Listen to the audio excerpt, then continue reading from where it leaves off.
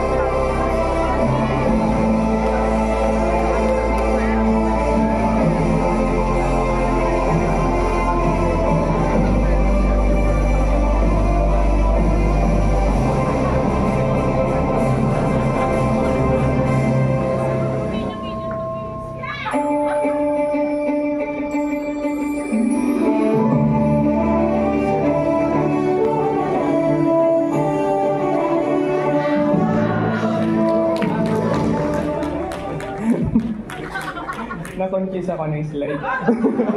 Pero thank you so much, Pure Gold, for believing in our script, for giving us this opportunity to make this film a reality. Kasi sa totoo lang, medyo matagal, ilang years na rin nakatambak yung pelikula ko, and nahirapan din ako maghanap talaga ng producer na maniniwala at magbibigay ng kanilang tiwala para maisa pelikula siya. And nung lumabas yung announcement ng Sine Panalo, sabi ko, ay baka ito na yun.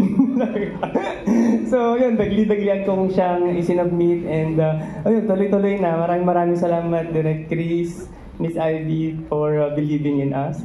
And gusto kong pasalamatan ng ating cast and crew na talagang nagbigay ng kanilang mga oras, talento, paniniwala din sa proyektong ito.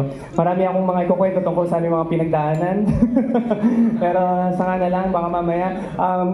Gusto kong pasalamatan ng aking mga co-director, si Sigrid, na very supportive din during our traumatic moment.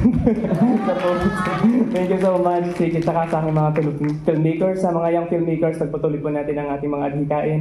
And magkita-kita po tayo sa mundo ng pagpipelikula. Maraming salamat.